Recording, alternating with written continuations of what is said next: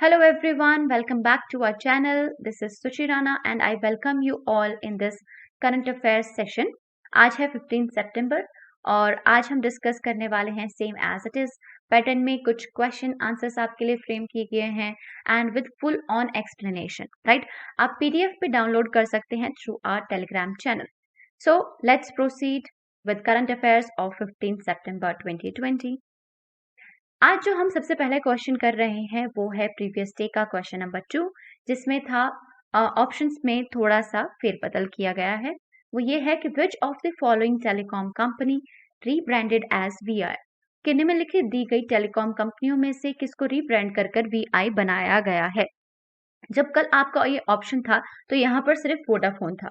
अब इसके बारे में मैं आपको थोड़ी डिटेल्स दे देती हूँ कि कैसे वो भी गलत नहीं था और ये भी अच्छा है, राइट? अगर ये भी आता है तो ये भी सही है, अगर वो भी आता है तो वो भी वहां पर सही होगा. सो यहाँ पर जैसे कि हम जानते ही हैं कि 2018 में, और अगर आपको डेट याद रखनी है तो 31 अगस्त 2018 यानी कि 31 अगस्त 2018 में वोडाफोन इंडिया और आइडिया जो है वो मर्ज हो चुकी थी, यानी कि एक मिल गई थी और एक कंपनी बन गई थी जिसका नाम था वोडाफोन आइडिया लिमिटेड. इसमें वोडाफोन का जो स्टेक था वो था 45% अराउंड, और अगर मैं आइडिया की बात करूं तो आइडिया का जो स्टेक था वो था 26% अराउंड. सो यहाँ पर ज्यादा स्टेक होल्डर कौन है? ज्यादा स्टेक होल्डर वोडाफोन है. अगर ऑप्शन में आपके पास सिर्फ वोडाफोन है सो प्लीज फील फ्री कि आप वोडाफोन पर ही जाएं, राइट? अगर वोडाफोन एंड आइडिया साथ में है then it is well and good, right? So कल का ये क्वेश्चन था, किसी को भी कंफ्यूजन होगा, आई होप कि अब वो क्लियर हो चुका होगा, राइट? सो यहाँ पर जो सही आंसर है वो है वोडाफोन एंड आइडिया.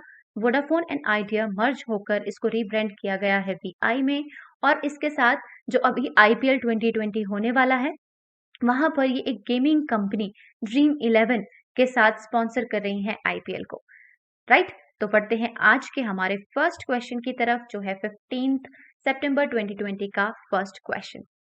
जैसे कि आपको पता है कि 14 सितंबर क्या था? हमारा हिंदी दिवस था. सो उसी से रिलेटेड आपके लिए सबसे पहला क्वेश्चन है, when does constituent assembly of India adopted Hindi written in Devanagari script as the official language of the country. के भारत के संविधान ने हिंदी रिटन जो देवनागरी स्क्रिप्ट है उसको कब ऑफिशियल लैंग्वेज के रूप में अडॉप्ट किया? ठीक है, आपके सामने कुछ ऑप्शंस हैं, जैसे कि 14 सितंबर 1947, 14 सितंबर 1950, 14 सितंबर 1945 एंड 14 सितंबर 1949. मैं रिक्वेस्ट करूंगी कि आप अपने आंसर्स मार्क करते हुए चलिएगा एंड कल की तरह ही आप अपने स्कोर्स हमें कमेंट सेक्शन में जरूर बताइएगा. सो यहाँ पर आपको पता है कि डेट्स जो है वो सिमिलर है, कुछ कुछ के सिर्फ ईयर डिफरेंट है. 14 सितंबर को हमारा हिंदी दिवस होता है और हर साल ये मनाया जाता है, लेकिन इसको कब अडॉप्ट किया गया, क्वेश्चन यहाँ पर ये है. तो जो यहाँ पर सही आंसर है वो है 14 सितंबर 1949, यानी कि इस दिन पर देवनागरी स्क्रिप्ट को along with English official language of the country के रूप में अडॉप्ट किया गया था. जान लेते हैं इसके बारे में कुछ डिटेल्स कि 14 सितंबर को क्या हुआ एंड इसके क्या सिग्निफिकेंसेस हैं. तो हम जानते हैं कि 14 सितंबर किस रूप में मनाया जाता है? हिंदी दिवस के रूप में मनाया जाता है. देन वी हैव कि इसको ऑफिशियल लैंग्वेज कंट्री की कब इसको अडॉप्ट किया गया? तो किया गया 14 सितंबर 1949 को. अगर आपसे पूछा जाए कि कौन से आर्टिकल में आता है तो ये आता है आर्टिकल 343 के अंदर. बढ़ते हैं आगे. Hindi is the fourth most spoken language in the world. कि हिंदी जो है वो चौथे स्थान पर आता है अगर हम स्पोकन लैंग्वेजेस की बात करें, और सबसे पहले आता है मैंडेरिन, स्पेनिश और इंग्लिश. आपको पता है जो चाइनीज लैंग्वेज है उसको हम कहते हैं मैंडेरिन, और स्पेनिश आप जानते ही हैं, एंड इंग्लिश, राइट? सो इसको इन तीनों लैंग्वेजेस के बाद हिंदी 4th नंबर पर आता है जो वर्ल्ड में सबसे ज्यादा बोले जाने वाली भाषा है. एंड इंडिया के अंदर लार्जेस्ट स्पोकन जो पीपल हैं हिंदी बोलने वाले हैं, यानी कि 43.63% जो इंडिया के लोग हैं वो हिंदी बोलते हैं. देन वी हैव कि पहली बार हिंदी डे या हिंदी दिवस सबसे पहली बार कब मनाया गया? तो वो 14 सितंबर 1953 में सबसे पहली बार हिंदी दिवस सेलिब्रेट किया गया. ओके, सो ये था कुछ हिंदी दिवस के बारे में. आई होप कि आपके लिए होगा ये हेल्पफुल. आपको मिल जाएगी PDF through our Telegram channel. Okay, बढ़ते हैं हमारे नेक्स्ट क्वेश्चन की तरफ। ये है the startup village entrepreneurship programme is a sub scheme under which ministry. कि स्टार्टअप विलेज एंटरप्रेन्योरशिप जो प्रोग्राम है वो किस मिनिस्ट्री के अंडर में आता है। सो पहला ऑप्शन है आपके लिए मिनिस्ट्री ऑफ रूरल डेवलपमेंट, दूसरा है ministry of road transport and highways, ministry of housing and urban affairs and ministry of panchayati raj. अपना आंसर मार्क करिएगा एंड स्कोर बताइएगा फाइनल में। ओके, सो यहाँ पर जो सही आंसर बनता है वो है ministry of rural development. So यहाँ पर आप ऑप्शन से भी कैसे पहचान सकते थे कि देखिए क्या है, स्टार्टअप विलेज एंटरप्रेन्योरशिप प्रोग्राम यानी कि विलेज से रिलेटेड है। विलेज कहाँ पर आते हैं, रूरल डेवलपमेंट में आते हैं, यानी कि रूरल एरियाज में आते हैं। तो यहाँ पर आप बाय ऑप्शन भी जा सकते थे। सो यहाँ पर जो सही आंसर है वो है मिनिस्ट्री ऑफ रूरल डेवलपमेंट। आइए जान लेते हैं कुछ इस प्रोग्राम के बारे में जो है स्टार्टअप विलेज एंटरप्रेन्योरशिप प्रोग्राम। सो यहाँ पर कुछ डिटेल्स हैं आपके सामने कि जो एंटरप्रेन्योरशिप प्रोग्राम है ये एक सब स्कीम है। किसकी सब स्कीम है, ये एक दीनदयाल अंत्योदय योजना है जो चलाई जाती है भारत सरकार के द्वारा। और ये कौन सी मिनिस्ट्री के अंडर आता है, ये आता है मिनिस्ट्री ऑफ रूरल डेवलपमेंट के अंदर। ठीक है, अब ये जो प्रोग्राम है इसका एम क्या है, इसका कुछ उद्देश्य तो होगा ही। अब इसका उद्देश्य है जो रूरल एरियाज में जो लोग हैं जो अपना कोई बिजनेस स्टार्ट करना चाहते हैं उनको ये सपोर्ट प्रोवाइड करता है। Right, so the startup village entrepreneurship programme ये क्या करता है, ये सपोर्ट करता है, किनको सपोर्ट करता है, जो एंटरप्रेन्योर्स हैं रूरल एरियाज के। ओके, अब इसके बेनिफिशियरीज कौन कौन हो सकते हैं जो इसके लिए एलिजिबल हैं, जो बहुत पुअर लोग हैं और चाहते हैं कि वो बिजनेस स्टार्ट करें और आत्मनिर्भर बने, उनके लिए ये प्रोग्राम है। साथ में जो कि मनरेगा में लोग हैं या जो मार्जिनलाइज सेक्शन है, वुमेन्स हो गया, SC ST हो गया, या फिर कोई डिसेबल हो गया, या रूरल एरिया के कुछ आर्टिस्ट हो गए, उन लोगों को यहाँ पर इससे फायदा मिलता है अगर वो अपना बिजनेस स्टार्ट करना चाहते हैं और सेल्फ रिलायंट या आत्मनिर्भर बनना चाहते हैं तो। So this was little about startup village entrepreneurship programme. Moving on next towards our third question, which says, which is the first UT that would be linked to centralized public grievance redress and monitoring system? So यहाँ पर थोड़ा सा जान लेते हैं कि ये question क्या कहता है। ये क्वेश्चन ये कहता है कि हमारे देश की पहली ऐसी यूनियन टेरिटरी कौन सी है जो कि भारत सरकार के जो centralised public grievance redress and monitoring system है उसमें शामिल हुई है या उसमें उसको लिंक किया गया है। अब ग्रेवियंस का क्या मतलब होता है, इसका मतलब होता है शिकायत, यानी कि सेंट्रलाइज्ड पब्लिक जहां पर जो पब्लिक है वो आप अपनी शिकायत दर्ज करा सकती है और मॉनिटर भी कर सकती है कि उनकी शिकायत पर कोई काम हो रहा है कि नहीं हो रहा है। सो ऐसी कौन सी यूटी है जो फर्स्ट यूटी बनी है और centralise public grievance redress and monitoring system से लिंक हुई है। सो आपके ऑप्शंस हैं Puducherry, B Jammu and Kashmir, C Delhi and fourth is Ladakh. तो अपना आंसर मार्क करिएगा, I am telling you the right answer. So यहाँ पर जो सही आंसर है वो है जम्मू एंड कश्मीर। हाल ही में जम्मू एंड कश्मीर को centralise public grievance redress and monitoring system से लिंक किया गया है। आइए जान लेते हैं कुछ centralise public grievance redress and monitoring system के बारे में। तो जैसे कि मैंने आपको बताया कि ग्रीवेंस का मतलब होता है शिकायत, रिड्रेस का मतलब होता है सुझाव, और मॉनिटरिंग का मतलब होता है ट्रैक करना बेसिकली। राइट, सो अब ये क्या है, ये एक ऑनलाइन वेब पोर्टल है जहां पर लोग अपनी शिकायत दर्ज कर सकते हैं। राइट, और शिकायत के साथ अगर जब वो शिकायत दर्ज करेंगे तो वो ये भी देख सकते हैं कि मेरी शिकायत पर कोई कार्रवाई हो रही है या नहीं हो रही है, तो वो यहाँ पर ये भी अपना ट्रैक कर सकता है। ये बहुत अच्छी चीज है। अब जान लेते हैं कि ये किसके द्वारा डेवलप की गई, किसके द्वारा लॉन्च की गई, कौन सी मिनिस्ट्री के अंदर आता है। राइट, सो ये एक ऑनलाइन वेब पोर्टल है जो कि नेशनल इंफॉर्मेटिक्स सेंटर यानी कि ministry of electronics and IT के द्वारा डेवलप किया गया है। और किसके साथ मिलकर, ये कुछ डिटेल्स हैं जैसे कि directorate of public grievance and department of administrative reforms and public grievance. Right, so ये किसने बनाया है, किसने डेवलप किया है, ये ministry of electronics and IT के अंदर आता है। ओके, अब ये किसने लॉन्च किया है, ये लॉन्च किया है department of administrative reforms and public grievance जो आता है ministry of personnel public grievance and pensions के अंदर। अब इसको फाउंड कब किया गया था, it was founded on in actually June 2007। अब इस सिस्टम के अंदर एक और फैसिलिटी दी जाती है कि जो भी शिकायत करता है वो किसी भी ज्योग्राफिकल लोकेशन से, चाहे वो दिल्ली में बैठा हो, चाहे वो मुंबई में हो, चाहे वो अंडमान एंड निकोबार में हो, चाहे वो जम्मू कश्मीर में हो, वो किसी भी ज्योग्राफिकल लोकेशन पर हो, वो अपनी शिकायत वहां से दर्ज कर सकता है।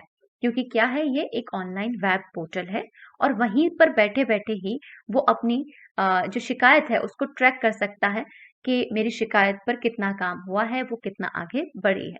राइट, सो बढ़ते हैं इसी के साथ हमारे नेक्स्ट क्वेश्चन की तरफ। आई होप ये आपको क्लियर हो गया होगा। So next question says which world first aid day is celebrated on, कि विश्व में फर्स्ट एड डे कब सेलिब्रेट किया जाता है?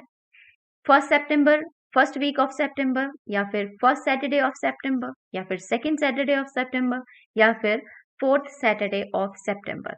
सो आपके सामने ऑप्शंस हैं एंड सही आंसर जो यहाँ पर है वो है सेकेंड सैटरडे ऑफ सितंबर। यानी कि हर साल जब सेकेंड सैटरडे आता है सितंबर का, चाहे कोई सी भी डेट पर वो फॉल करता है, तब हम लोग world first aid day celebrate करते हैं। Right, very easy question and I think it is very important from our exam point of view also. Right, कभी कभी ऐसे शॉर्ट आपसे क्वेश्चंस पूछ ले जाते हैं जो कि बिल्कुल फैक्चुअल बेसिस होते हैं। सो यहाँ पर आपको उसका आंसर मिल गया है एंड आई होप आपको ये याद रहेगा। बढ़ते हैं नेक्स्ट क्वेश्चन की तरफ। ओके, हमारा नेक्स्ट क्वेश्चन है who has won the formula 1 Tuscan grand prix 2020। Okay, so यहाँ पर फॉर्मूला 1 की जो रेस हुई थी उसमें हमारे जो विनर हैं वो कौन है, आपको बताना है। तो यहाँ पर कुछ ऑप्शंस आपके सामने हैं एंड जो सही आंसर है, आपको पिक्चर से भी पहचान अगर आप कर सकते हैं तो करिएगा, ये है लुइस हैमिल्टन। लुइस हैमिल्टन इस बार नंबर 1 पोजीशन पर रहे हैं और फॉर्मूला 1 टस्कन ग्रैंड प्रिक्स 2020 के विनर भी हैं। और सेकंड जो विनर हैं, जो रनर अप हैं, वो कौन है? फर्स्ट रनर अप वो हैं वल्टेरी बोटास, जो है आपके ऑप्शन नंबर 1 में। ओके, नेक्स्ट क्वेश्चन की तरफ, very important and very easy as well, कि Pragati and Saksham scholarship scheme is offered by, कि प्रगति और सक्षम स्कॉलरशिप स्कीम जो है वो किसके द्वारा ऑफर की जाती है? आपका पहला ऑप्शन है AICTE, option number B UGC, option number C state governments and option number D Dhirubhai Ambani scholarship programme. यहाँ पर आपको AICTE और UGC आपको कमेंट सेक्शन में जाके बताना है कि इसकी फुल फॉर्म क्या है। आपके एग्जाम पॉइंट ऑफ व्यू से और आपकी नॉलेज के लिए ये काफी इंपॉर्टेंट है। I will be sharing it, but आपको मुझे कमेंट सेक्शन में जाके भी बताना है। ओके, सो यहाँ पर जो सही आंसर बनता है वो बनता है ऑप्शन नंबर ए AICTE। मैं आपको बता दूं कि Pragati and Saksham scholarship scheme जो है वो टेक्निकल स्टूडेंट्स के लिए होता है। सो यहाँ पर AICTE जो है वो सही आंसर बनेगा, यानी कि all India council of technical education. Okay, इसके बारे में जान लेते हैं थोड़ी सी डिटेल्स। अब ये न्यूज में क्यों था? ये न्यूज में इसलिए था क्योंकि सेंट्रल गवर्नमेंट ने स्कॉलरशिप का अमाउंट बढ़ा दिया है। क्या ये अमाउंट सबके लिए बढ़ा है? जी नहीं, ये अमाउंट सिर्फ जम्मू कश्मीर के स्टूडेंट्स के लिए बढ़ा है। पहले ये अमाउंट कितना था? पहले ये 5,000 रुपए पर एनम था, यानी कि पर साल का जो था वो था। अभी उसको बढ़ाकर 50,000 यानी कि 50,000 कर दिया है for the Jammu and Kashmir students. Okay, scheme के बारे में जानते हैं कि स्कीम को कौन इम्प्लीमेंट करता है, कौन ऑफर करता है। तो ये all India council for technical education यानी कि AICTE के द्वारा दी जाती है to provide financial assistance for advancement of girls pursuing technical education. तो यहाँ पर भी आपके सामने एक बहुत इंपॉर्टेंट पॉइंट है कि यह बॉयज को भी ये स्कीम के अंदर जोड़ा जाता है। जी नहीं, यहाँ पर सिर्फ गर्ल्स जो टेक्निकल एजुकेशन को परस्यू कर रही हैं उन्हीं को फाइनेंशियल सपोर्ट देने के लिए स्कॉलरशिप प्रोवाइड की जाती है। राइट, टेक्निकल एजुकेशन के अंदर जैसे आपका कोई भी टेक्निकल कोर्स, चाहे वो डिग्री हो, डिप्लोमा हो, फॉर एन एग्जाम्पल BTech है, BE है, या डिफरेंट टेक्निकल जितने भी कोर्सेज हैं वो सारे इसमें इंक्लूड होते हैं फॉर गर्ल्स। ओके, बढ़ते हैं कुछ इसकी एलिजिबिलिटी की तरफ कि प्रगति स्कीम में क्या एलिजिबिलिटी है और सक्षम स्कीम में क्या एलिजिबिलिटी है, ये डिफरेंट किस तरीके से है। तो जो प्रगति स्कीम है उसमें सारी लड़कियां यानी कि सारी गर्ल्स उसमें इंक्लूड की गई हैं जो कि ऐसी फैमिली से बिलोंग करती हैं जिनका एनुअल इनकम यानी कि सालाना जो इनका इनकम है वो 8 लाख होता है या उससे कम होता है। ओके। और वो जो स्टूडेंट्स हैं, जो गर्ल्स हैं, वो कहाँ पर पढ़नी चाहिए? वो किसी भी टेक्निकल एजुकेशन में होनी चाहिए और उनका जो कॉलेज है वो AICTE से अप्रूव्ड होना चाहिए। राइट। आते हैं सक्षम स्कीम के ऊपर कि इसकी एलिजिबिलिटी क्या है। सो सक्षम स्कीम के अंदर जितने भी स्पेशली एबल्ड स्टूडेंट्स हैं, राइट, जितने भी स्पेशली एबल्ड स्टूडेंट्स हैं, एक बेटर वर्ड है, अगर आपको इसे समझने में तकलीफ हो रही है तो मैं आपको थोड़ा और एलोबरेट कर देती हूँ। स्पेशली एबल्ड स्टूडेंट्स का यहाँ पर मतलब है कि जो डिसेबल्ड स्टूडेंट्स हैं हमारे, चाहे वो चाहे वो फिजिकली डिसेबल्ड हो, चाहे उनका विजन प्रॉब्लम हो, तो जितने भी स्पेशली एबल्ड स्टूडेंट्स हैं और जिनको 40% डिसेबिलिटी है और वो टेक्निकल एजुकेशन के अंदर है, उनको सक्षम स्कीम दी जाती है।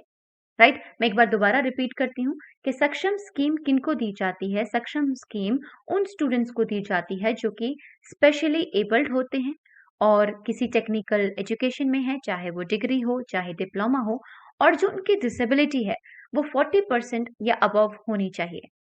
राइट। और जिनकी फैमिली इनकम है वो कम से कम 8 लाख से कम होनी चाहिए, तो तभी वो स्कॉलरशिप के लिए क्या होंगे? एलिजिबल होंगे। ओके। बढ़ते हैं नेक्स्ट क्वेश्चन की तरफ। आई होप आपको प्रगति एंड सेक्शंस की फुल्ली क्लियर हो चुका होगा। ओके। सो यहाँ पर आपका जो क्वेश्चन है वो कहता है, who won men's single title at the 2020 US open tournament.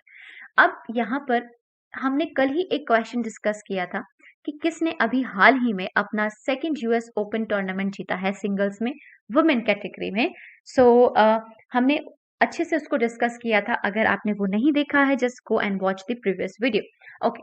सो यहाँ पर है लेटेस्ट न्यूज के बारे में या लेटेस्ट अपडेट के बारे में, जो है मेन सिंगल टाइटल यानी कि टेनिस टाइटल के बारे में। अब ये किसने जीता है? तो आपके सामने दो ऑप्शंस है, एक है डोमिनिक थीम और एक अलेक्जेंडर। सो यहाँ पर जो सही आंसर बनता है वो बनता है ऑप्शन नंबर ए, जो है डोमिनिक थीम। अब इन्होंने अपना ये US ओपन टाइटल जीता है और ये पहली बार इन्होंने जीता है। अब ये कहाँ पर टूर्नामेंट ऑर्गेनाइज किया गया था? ये टूर्नामेंट ऑर्गेनाइज किया गया था न्यूयॉर्क, यूनाइटेड स्टेट्स में, और जो कि चला है 24 अगस्त 2020 से लेकर 6 सितंबर 2020 तक। Okay.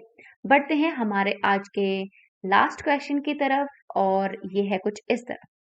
Which state's Department of Industries signed Memorandum of Understanding with SIDBI to develop MSME ecosystem in the state? आज के सेशन के अंदर आपको बहुत सारे एक्रोनियम देखने के लिए मिल रहे हैं, जिसमें आपको डेफिनेशंस हमें बतानी होगी कमेंट सेक्शन के अंदर।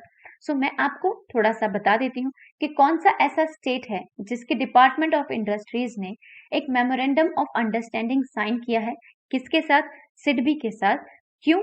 क्योंकि वो MSME इकोसिस्टम को अपने प्रदेश में बढ़ावा देना चाहते हैं। सो आपको यहाँ पर स्टेट का नाम बताना है, उसके बाद हम डिस्कस करेंगे इसके बारे में, एक्सप्लेन करेंगे इसके बारे में। ओके। सो यहाँ पर आपके सामने ऑप्शंस हैं, वो है option number 1 Tamil Nadu, option number B Kerala, option number C Rajasthan and option number D West Bengal. So जो यहाँ पर सही आंसर है वो है ऑप्शन नंबर सी राजस्थान। देखते हैं कुछ एक्सप्लेनेशन इसके बारे में।